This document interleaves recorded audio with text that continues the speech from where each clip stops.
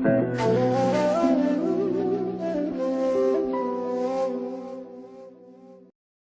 di kitab Minhajul Talibin ya. Sampai mana Tat? Terakhir Tat? Yang ini. Masalah batu dah belum ya? Istinja dengan batu kemarin.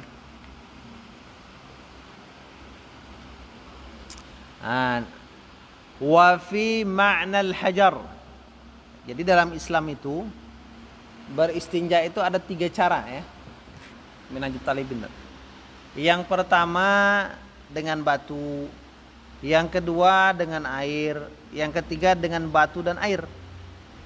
Nah ini urutannya tidak mesti kalau tak ada air baru dengan batu. Boleh. Ada air dengan batu saja boleh. Atau kedua-duanya. Tetapi disebutkan oleh Al-Imam An-Nawawi ya, wal iqtisaru 'alal ma'i afdal minal iqtisari 'alal hajar.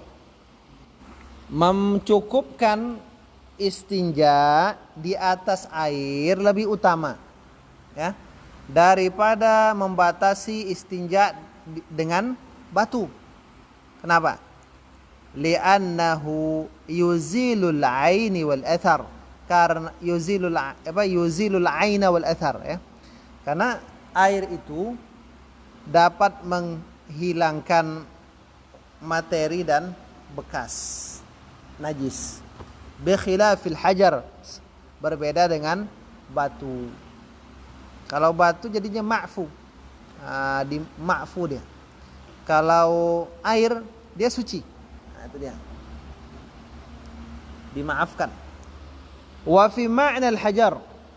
Qala al-musannif rahimahullahu taala, dan pada makna batu, kan kita itu boleh beristinja dengan batu. Nah, sekarang yang dimaknai dengan batu itu apa? Dalam pandangan ulama fikih. Apakah harus batu saja? Gitu kan? Misalnya cari di pinggir jalan batu kan itu kan? Mau batu apa silahkan batu kan gitu katanya. Yang penting batu gitu. Nah, di sini dijelaskan ya.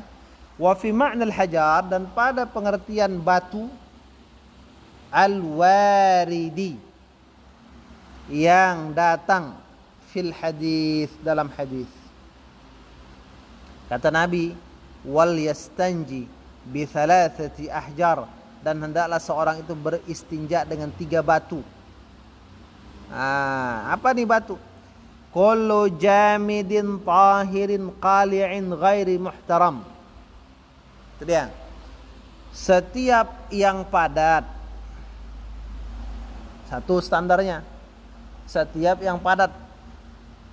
Tapi tak cukup padat saja, gitu kan? Nanti jangan padat. Nah, itu enggak. Lanjut. Makanya kalau kita ngaji itu sepotong nanti dipadat aja nih kan itu. Nah, padat aja kan itu. Ingatnya padat. Tahirin, suci. Nah, padat, suci. Berarti kalau padat tak suci tak boleh. Nah, kan itu. Qali'in, kasar. Kasar tuh kalau kita lalukan dia meresap. Bukan keramik, ya kan? Kalau keramik beslemak nanti kan itu.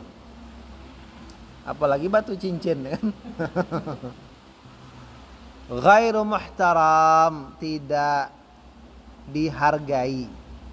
Bukan yang terhormat ya, ada nilai. Jadi kalau dia itu makna batu itu semua yang keras, suci, kasar, tidak dihargai, tidak bernilai. Gambarannya contohnya kal khashab, seperti kayu. Silahkan istinja dengan kayu, cebok dengan kayu.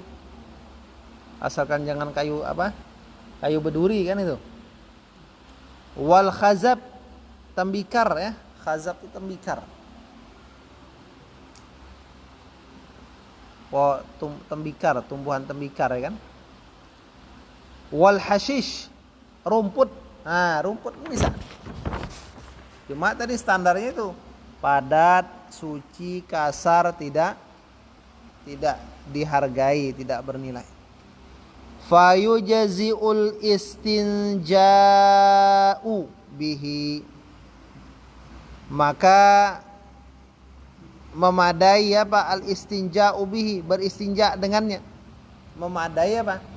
Beristinja dengan kullu jamidin tahirin qali'in ghairi muhtaram tadi. Itu dia. Jadi kalau kita misalnya air lagi sekarat, ya kan, mau buang air, nggak usah ragu, cari benda itu tadi, kullu jamid, tahir, qali' dan ghairi muhtaram tadi. Wahtaraza bil jamid, pengarang menjaga, ya, menjaga ucapannya, tulisannya bil jamid dengan kata jamid, padat. Kenapa beliau menuliskan kata padat? Alladzi zadahu 'alal muharram, yang zadahu, Imam Rafi'i menambahkannya kata jamid 'alal muharrar di atas kitab Al-Muharrar beliau, ya. An ma'il wardi, dari air mawar, wa nahwi, dan dari apa namanya, semacam air mawar. Artinya kalau dia itu bukan benda padat tak boleh. Contohnya apa? Air mawar atau yang sejenisnya. Nah, itu dia. Apa standar padat?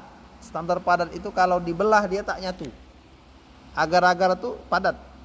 Kenapa? Kalau dibelah dia nggak nyatu. Nah, cuma apakah bisa untuk cebok?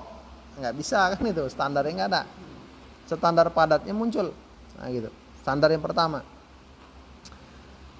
Kama qalahu fid daqaiq, sebagaimana Imam Nawawi mengatakannya dalam kitab Ad-Daqaiq, ya.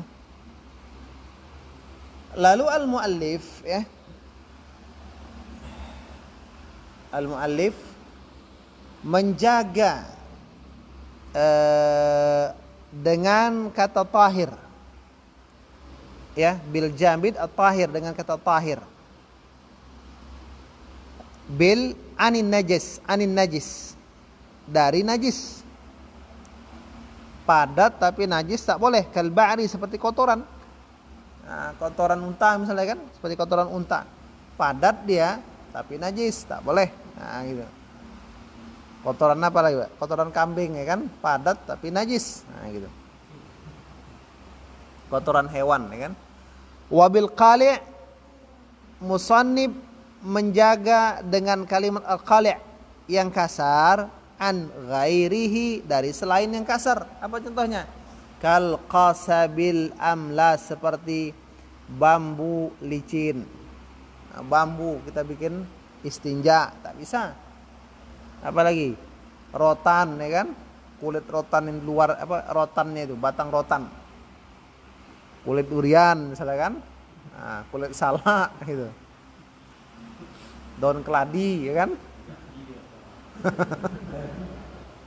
Nah, itu. Wa bi ghairi muhtaram, dan dengan yang tidak dihargai, tidak bernilai. Anhu, dari makna batu, ya. Apa? Kal mat'um, seperti yang dimakan makanan. Maka kita tidak boleh istinja dengan makanan, roti tawar misalnya. Itu padat, ya kan, suci, kasar dia, meresap, tapi dia itu makanan. Nah, bagian dalamnya pula dicoretkan dengan tutup balik, kasih orang itu. Serikaya kata apa? Ini apa namanya?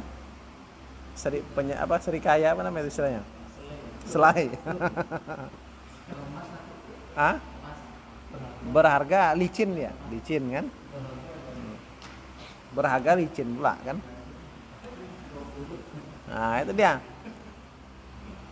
Maka itulah rahasianya kenapa tulang tak boleh. Nah, itu dia. Fa fi sahihain. Nah, ini dalam sahih Al-Imam Al-Bukhari dan Muslim, an-nahyu 'anil istinja'i bil 'azm.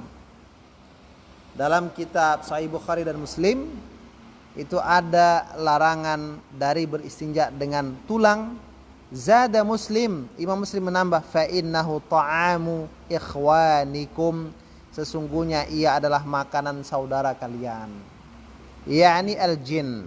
Nah, jin. Itu dia. Itu. Jadi jangan kasih jangan cebok dengan tulang.